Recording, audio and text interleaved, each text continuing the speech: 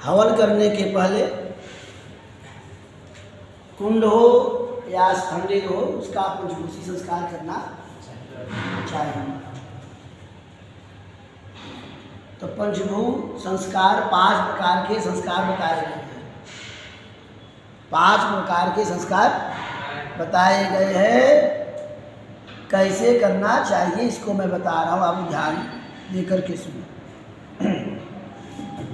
हवन करने के पहले पंचभू संस्कार ध्यान से सुना जाए। 1 मुट्ठी कुसा लेकर के हवन कुंड हो या स्थंडिल हो उसको अच्छी तरह से साफ करें। किसको साफ करना है? हवन कुंड या स्थंडिल वेदी को, हवन वेदी को अच्छी तरह से साफ करने के बाद कुसा को ईशान कोण में फेंक दे। आया है कुसई परिसमुह्य तान कुसा नैशान्याम परित्यज्य। कुसा लेकर के वेदी को बटोर करके कुसा को ईशान कोण में फेंक। ये पहला संस्कार है वेदी का। दूसरा संस्कार है गोमयोदकेनो लिप्य। गाय का गोबर लेकर के वेदी को अच्छी तरह से लीप दे। वेदी को अच्छी तरह से लीप दे। ये दूसरा संस्कार है। तीसरा संस्कार है सूर्येणो लिख्य। शुरुआ है ना जिससे हम करते हैं, उस शुरुआ से क्या करेंगे? वेदी में 3 रेखा खींचेंगे। तो रेखा किधर से किधर खींचेंगे? रेखा पश्चिम से पूरब की तरह जाएगा और दक्षिण तरफ से खींचना चालू करेंगे। एक इस तरह से 1 रेखा, फिर 2 रेखा, फिर 3 रेखा।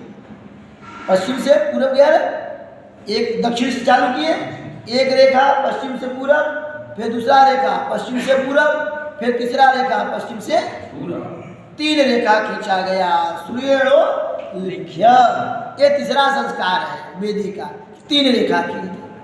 चौथा संस्कार है कि अनामिका मुष्टाभ्याम मुद मुद्र। अनामिका और अंगूठा से जो रेखा खींचा गया है तीनों रेखा से मिट्टी निकाल ले। प्रथम रेखा से मिट्टी निकाल के बाएं हाथ में रखे, फिर द्वितीय रेखा से मिट्टी निकाल करके बाएं हाथ में रखे, फिर तृतीय रेखा से मिट्टी निकाल करके बाएं हाथ में रख दे। फिर मिट्टी को क्या करे भैया? मिट्टी को फिर ईशान कोण में फेंक दिया जाए। ये चौथा संस्कार है। 5वां संस्कार है जलेना भिक्ष्य।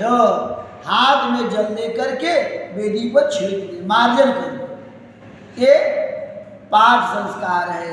हवन करने के पहले हवन कुंड हो या स्थंडिल बनाया जाता है। जो स्थंडिल हो, हवन वेदी का 5 प्रकार का संस्कार होता है। इसको पंचभू संस्कार कहते हैं। पंचभू संस्कार करने के बाद ही अग्निस्थापन करना चाहिए। अग्निस्थापन करने के बाद अग्नि का पूजन करें। अग्नि पूजन के बाद कुंड का पूजन करें। उसके बाद पुष्कंड क्या इत्यादि का प्रकरण प्रारंभ होता है। यह है पंचभू संस्कार, करना चाहिए सब।